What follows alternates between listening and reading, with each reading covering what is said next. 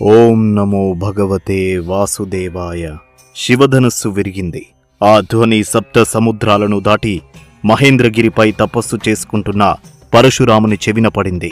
తన గురువు శివుని ధనస్సు విరగడమంటే అది అహంకారానికి చిహ్నం. కోపంతో ఊకిపోయిన పరశురాముడు ఒక పిడుగులా జనక మహారాజు సభకు చేరుకున్నాడు.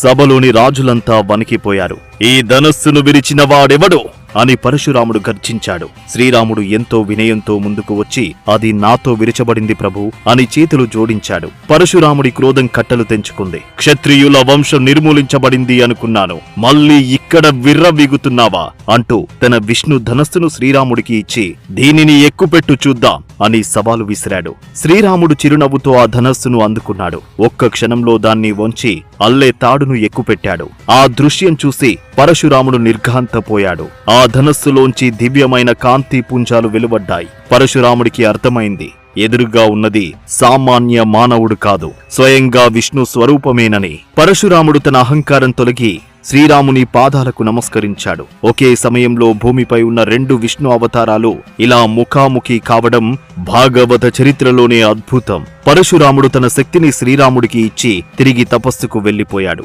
కాని భాగవతంలో దీని తర్వాత వచ్చే ఘట్టం దశావతారాల్లో అత్యంత కీలకమైనది. తర్వాతి ఎపిసోడ్లో శ్రీకృష్ణావతారం ధర్మ సంస్థాపన గురించి తెలుసుకుందాం. ఈ అద్భుతమైన ప్రయాణాన్ని మిస్ అవ్వకండి. ఇప్పుడే సబ్స్క్రైబ్ చేసుకోండి.